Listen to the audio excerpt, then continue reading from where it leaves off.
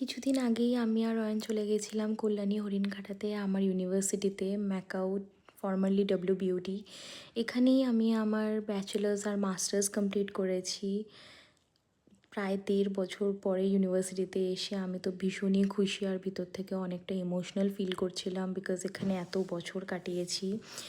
আর ভালো করে অয়নকে ক্যাম্পাসটা ঘুরিয়ে দেখাচ্ছিলাম। আর এই হচ্ছে আমাদের অডিটোরিয়াম। এই অডিটোরিয়ামে আমি প্রচুর পারফর্ম করেছি, টিচার্স ডে, রবীন্দ্র নজরুল জয়ন্তী, গান করতাম, আবৃত্তি করতাম। তো আমার সেই জিনিসগুলো খুব মনে পড়ে। প্রচুর মেমোরিজ আছে কলেজে। সত্যি এখানে লাইব্রেরিতে বসে আড্ডা মারতাম, গল্প করতাম, পড়াশোনাও করতাম অবশ্যই। এই হচ্ছে স্ট্রিট লাইব্রেরি।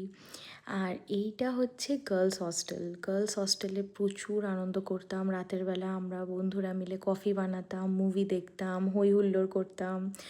মানে ভীষণই আলাদাই দিনগুলো ছিল। আর একদম সেকেন্ড ফ্লোরে ওই যে দেখালাম, ওটা ছিল আমার রুম। আর এখানে হচ্ছে গার্লস হস্টেলের ক্যান্টিন, যেখানে আমরা লাঞ্চ ডিনার করতে আসতাম। হস্টেলটা ভিতর থেকে ভীষণই সুন্দর আর স্পেশিয়াস। আর এই হচ্ছে ইউনিভার্সিটি প্লেগ্রাউন্ড। এখানে আমাদের সবাই খেলাধুলো করে, গান বাজনা করে। আর এই হচ্ছে দূরে বয়েজ হস্টেল।